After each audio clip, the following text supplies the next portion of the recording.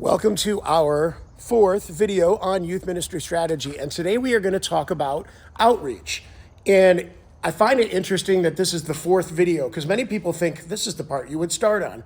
And it's not. There's much you need to do to your youth group to get it ready to bring new people in. So let's take a look at a quick review of our ministry funnel. So we have outline ministry here, and we basically said we start at growth level. That's our starting point. When we walk into a church, typically we have church kids or kids who are regularly attending youth group. And that's typically where we start. We reach these kids through big group meetings and small group discussion. Big group is where we're presenting up front. Small group is where they have the opportunity to ask questions and work through their doubts. Okay, as these kids mature, and that time period is usually a year to 18 months. Okay, and that's reflective of Jesus' ministry with his disciples. After a period of time like that, you're going to get kids to a point where they're ready to get involved in ministry. Okay, this enters them into ministry level, and it typically starts with doing projects around the church and just learning to serve. And then we start introducing interaction with people. And then we start introducing the concept of serving people and maybe sharing gospel. We equip them with skills. This level teaching is different than this, and these are often two different groups. Often I have youth group and Sunday school for these, and I've got a ministry team of people I meet separately. These are students, and some of my leaders would benefit from the training, and I teach them things like how to share your faith, how to do peer counseling, how to write a lesson. Okay, I empower these people to have experiences, and when they're ready, they create a more fertile place for me to bring outreach level students into. Okay, and that's the key where we are now, outreach. I would say in growing, this is the third thing we're going to do. Okay, now consider a youth group where we haven't done this. Let's say, hey, you know what? I'm coming into this new church and I want to do outreach and start presenting the gospel. I'm going to put out invitation, and you actually get non-church kids coming into your youth group. What are they coming into? Okay, maybe it's a youth group of kids and it's small. Maybe the kids are cliquey because they haven't learned to think outside of themselves. Maybe they're not comfortable in youth group and taking ownership, and so they're not willing to go sit with somebody else or to go greet them. And so the problem you run into is you don't have fertile soil to bring new people into. So the strategy is I'm going to grow my youth group with the basics of faith. And when they're there, I'm going to equip them to be ready for new people coming in, and then we bring the new people, okay? That's the strategy. So let's take a closer look at what outreach is. Okay, things outreach is. Let's take a look at this real quick, and I'll go over here. All right, outreach. Okay, the main questions we need to ask are, what attracts a non-Christian? Okay, this is kind of an unflinching look at church things, and what repels a non-Christian? Okay. Be reasonable with yourself. What interests do kids have that you can have as an event that kids will come to? So if I have like hey, we're doing a hymn sing outreach, well, non-Christians don't know hymns, and typically most people don't like to sing. So that's not really going to work well. Okay, find interest in your community. In my community, sports were big, so we did basketball tournaments, 3-on-3 tournaments. Bands were big, so we did Battle of the Bands, and we had student bands come and play at our youth group. Outdoor activities were big, so we did survival challenges and capture the flag and paintball.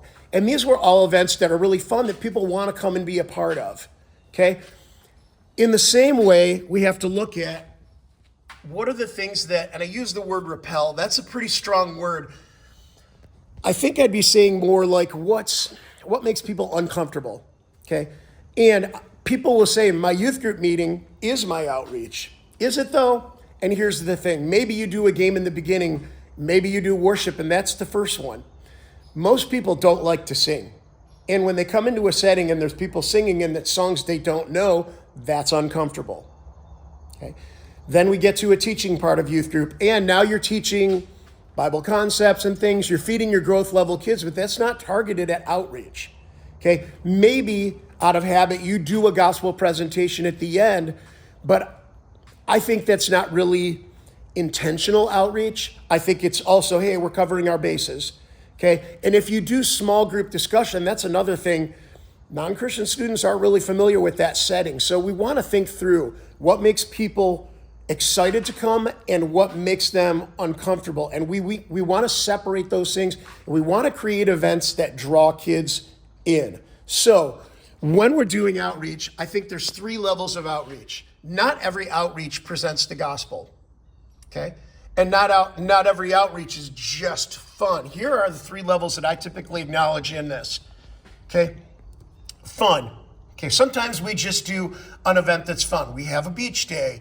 We go play paintball. We meet up with a smaller group of kids, go to the movies, go play disc golf. Is it okay to have fun with kids and not push the gospel at them yet? Absolutely. Many kids, that first contact and that first relationship building, just do it on their terms. Go sledding, crazy, fun, awesome. Any of those things, find their interests and find kids who like those interests and put those things together. I think a lot of non-Christian kids just need to see Christians have fun. Is that okay? I think it is. I think it's really important. I know a couple kids that went into ministry, and the youth pastor asked them later when they were in college heading off to youth ministry, what was the thing that got you so passionate about youth group, that got you into all this? And they said, well, it wasn't your lesson, and it wasn't anything we did in the youth group setting. Remember that day you met with me and a couple other kids and we just jumped off that train bridge into the water a bunch of times? It was that. The connection is important. So don't be afraid to do some events that are fun. Just fun. That's cool. From there, we move on to our next level. Okay, and our next level is planting seeds. Okay, now these events are essentially similar fun events. Maybe they're a little more organized. It's not, hey, I'm just going to grab a bunch of kids and go do something. It's, we're going to do paintball. And then at this paintball event, maybe one of my students shares their testimony or a devotion. Okay, and we plant seeds. Now, why is this different than presenting the gospel? Okay, I think in some cases it's a little lighter version. Okay, there is a value in this. We don't want to not present the gospel at all. But I think there's times when it's okay to just say, hey, we're sharing a devotional thought, and plant seeds in their minds so that they're building towards the process of being ready to accept the gospel. Okay? There is a benefit to planting events. Okay? Let's get to the 3rd level. And that one is actually reaping. And I put this down. Reaping is presenting a call to the gospel. Well, it's a call and a response.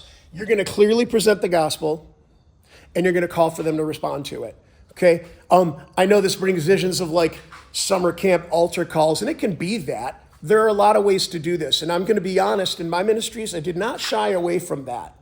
Often I'd present a gospel, okay, everyone put your heads down. I'd like to see a hand, be courageous. This is a life-changing event. Just pop a hand up so I can see if you made a decision today. And then we just want to meet with you after. We've got some gifts for you and some things we want to give you. That was it. Kids do respond to that. I would also say, hey, if you made a decision and you didn't raise your hand, it's okay to come up with us later and say, hey, I prayed today. Okay. The elements of this event, you're probably still going to do some type of fun thing that draws students in. These can be large events. We did fear factor events, and we did, like I said, paintball, dodgeball tournaments. This can be any of the color wars, all kinds of things. At the end, there is an intentional gospel presentation. Clearly lay out the gospel and ask them to respond. Okay. That said, this is probably, well, this is the 3rd and deepest level of outreach. Okay. We do want to get here. Sometimes I'll use fun, a little planting, and then I do reaping, but I want to show you why every event is not this. Okay. 1, I think building the relationship before they hear the gospel is important. Okay. And 2, I have to ask myself a question. Okay, I'm going to skip down here. When I do gospel call, what is my follow-up process and how long does that take? I used to do outreach gospel presentations once a month in my youth group, okay? And then my process was I get all those kids together, I pair them up with their small group leaders. Their small group leaders start a 2-week Bible study with them for new Christians. They get a study and the leader gets a study. They do 1 or 2 or 3 studies each one a day. They do about 3 of them, and then they call and talk about them. And then they go through another and they call and talk about them. This discipling and this introduction, you're taking that seedling Christian, the really young one, and you're getting them started well with a clear understanding of some basics of becoming a Christian. That follow-up process, I thought in my mind it takes 2 weeks, but some it took a little bit longer, okay? And what I realized is it's really hard to do that every month.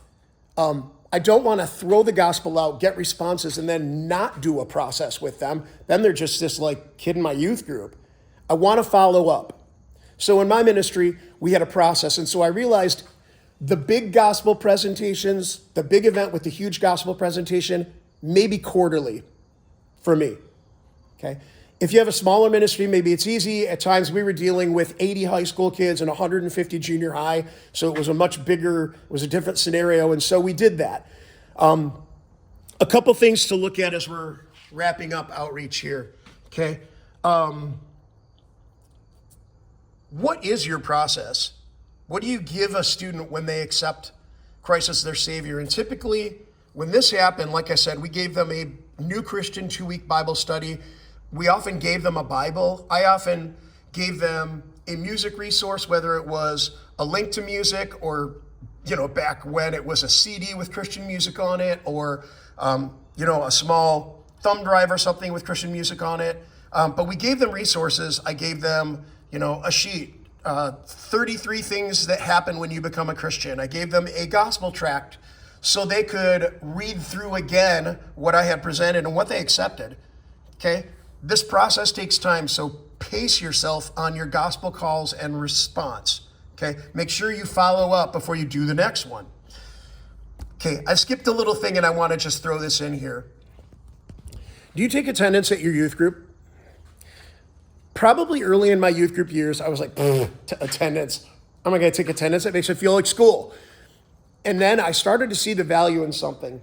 The bigger my youth groups got, 2 things that I could track much better. 1, I could track new people much better, okay? So when a new student came in, I knew, they're not in our list. Cool, hey, can you fill out this welcome sheet? Little half sheet, some basic information. There's a coupon at the bottom that says, hey, you can have a free drink and snack from our youth group store. Cool, new student goes and does that. That's when I get one of my ministry-minded kids or 2 to say, hey, who knows this kid? Go sit with them or bring them to sit with you so they're not sitting alone, and be with them for the night, okay? The other thing that helps me track is just general attendance patterns. We had a follow-up system built into that also. If a kid misses 1 week, that's not a big deal. Kids miss a week here and there, not a big deal. If they miss 2 weeks, typically my leaders would drop a note, send them a text and something, hey, missed you the last couple weeks, hope to see you next week. If kids miss 3 weeks in a row, phone call from their small group leader saying, hey, just checking in to see how things are going. It's never about, hey, where were you? It's, we want to keep in touch with you and keep up with you. If you can't make youth group, if things are going on. And that is the reality. Sometimes kids have sports, and some seasons, maybe their practice is on youth group night. So you may lose a kid for 2 or 3 months at a time. How do we keep them engaged? It's that leader phone call, or maybe meeting up with them outside of that. But it's the small group leaders, if you have them, or it's you trying to keep connected when they're not there. Attendance allows you to do that, okay? And I guess I'll circle back to what's your follow-up with visitors? Do you have a sheet they fill out? Do you give them something just to make the night a little easier? And are you ready to plug in ministry level kids, assign them to that kid, and the small group leader that they fit into to that kid? So they have, you could say sponsors or whatever, but they have people looking for them, contacting them, making it, hey, you coming to youth group tonight? Awesome, I'll see you there. Make sure that's a kid if you can, because there's so much value in that student pulling up in a parking lot and that kid is waiting for them. And that kid will only do that if, of course, you've grown their faith and equipped them in ministry level and then unleash them in your group. So that's a little more basics about outreach. I think the only level we have left is leadership. Every kid, and I've said this in the other videos, every kid should be able to go from non-Christian to growing, functioning in a small group, learning and asking questions, and eventually becoming ministry-minded, where they're realizing it's not about them, but it's about what they can do in the ministry. So they start serving, they start working with people, they start getting equipped to share their faith, how to sit with new people, how to do peer counseling, and then you unleash those kids. Every kid should be able to participate in these 3 levels here. Okay? From there, like popcorn, once in a while you'll have a kid with leadership gifting. And our next video, we're going to talk about what to do with them, all right? Hope this is helping you. See you in our last video.